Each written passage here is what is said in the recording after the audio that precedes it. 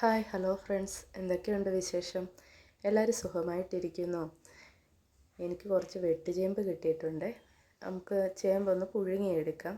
അതിനായിട്ട് ചേമ്പ് നന്നായി ചിരണ്ടിയെടുക്കാം.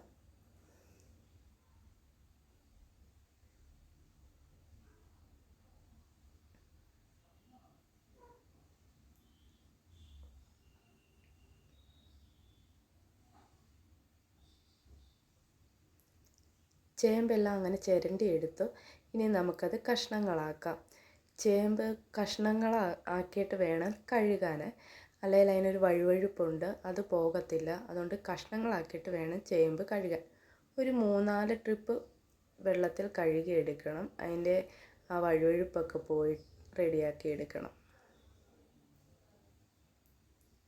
ചേമ്പിലേക്ക് ആവശ്യത്തിനുള്ള വേകാനുള്ള വെള്ളം വെച്ച് കൊടുക്കാം.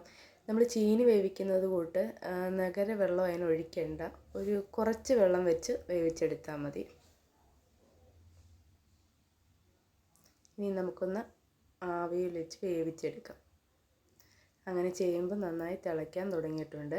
നമുക്കതിലേക്ക് ഉപ്പ് ചേർത്ത് കൊടുക്കാം. ഒന്നും കൂടെ